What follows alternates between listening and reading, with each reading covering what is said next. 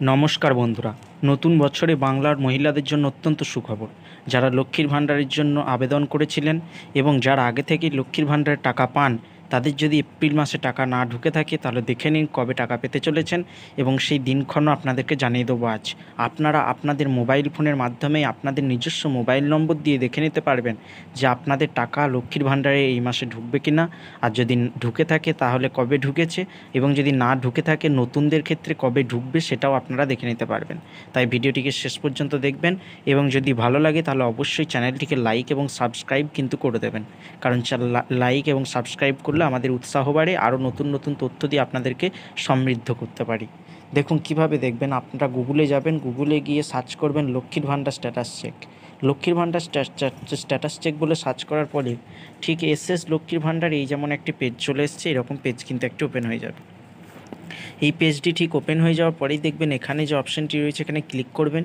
Click হয়ে যাওয়ার পরে দেখবেন track applicant and view payment status ওখানে দেখিয়ে দেবো, অর্থাৎ আপনি যে অ্যাপ্লিকেশনটি করেছিলেন সেই অ্যাপ্লিকেশনটি ট্র্যাক করতে পারবেন, অর্থাৎ কী স্ট্যাটাসে রয়েছে সেটা দেখতে পারবেন।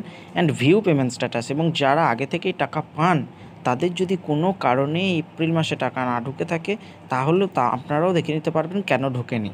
আর যদি কোনো অসুবিধা হয় অবশ্যই আমাদেরকে কমেন্ট করে জানাবেন যে আপনাদের কোথায় অসুবিধা হচ্ছে, তাহলে যতটা পারবো আমাদের যতটা সাধ্য ততটা চেষ্টা করব যে আপনাদের সমস্যার সমাধান কিভাবে করা যায় সেটা আপনাদেরকেও বলে দেবো কমেন্টে যে এইভাবে করবেন।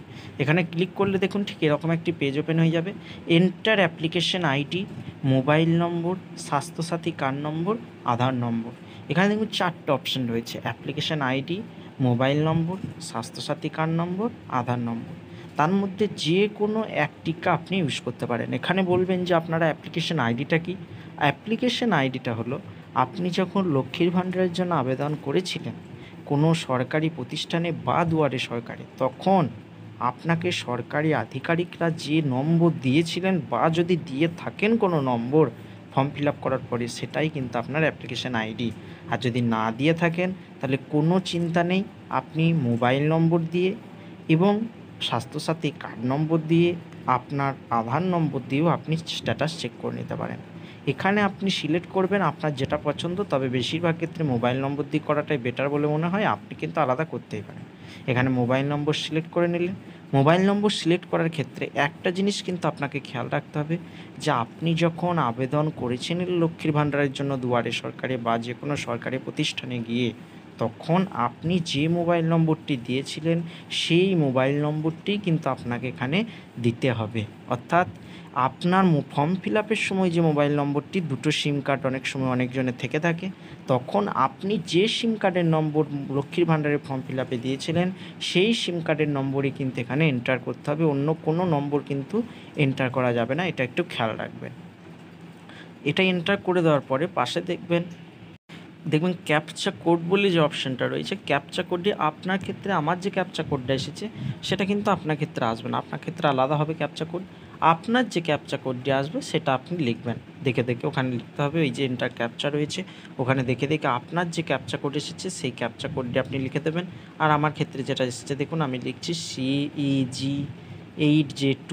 আপনার ক্ষেত্রে আলাদা আসতেই পারে, সেটা আপনি দেখে দেখে লিখবেন। তারপরে যে পাশে সার্চ অপশান রয়েছে, এই সার্চ অপশানে ক্লিক করলেই আপনার অ্যাপ্লিকেশান অ্যাপ্রুভড হয়েছে কি না, রিজেক্ট হয়ে গিয়েছে কি না, বা যদি এপ্রিল মাসে যারা আগে থেকে টাকা পান তাদের টাকা ঢুকে নেই এবারে কোনো কারণে, কেন ঢোকেনি, A to Z all details কিন্তু এখানে পেয়ে যাবেন। আর যদি কোনো রকম কোনো সমস্যা হয়, আবার বলছি, আমাদেরকে কমেন্ট করে জানাবেন। কমেন্ট করে জানালে আপনারা বুঝতে পারবো যে আপনাদের কোথায় সমস্যা হচ্ছে, সেটা সমস্যার সমাধানের উপায় কী আছে সেটাও আপনাদেরকে যতটা সম্ভব বলে দেওয়ার চেষ্টা করবে, এবং কোথায় গেলে আপনার সেই সমস্যার সমাধান হতে পারে সেটাও আপনাদেরকে বলে দেবো। তাই কমেন্ট করবেন, কমেন্ট করতে কোনো ভয় করবেন না। চ্যানেলটিকে লাইক এবং সাবস্ক্রাইব অবশ্যই করে দেবেন, কারণ যদি ভালো লেগে থাকে তাহলে আমাদের আরও ভালো লাগবে যদি আপনারা লাইক এবং সাবস্ক্রাইব করে দেন চ্যানেলটিকে।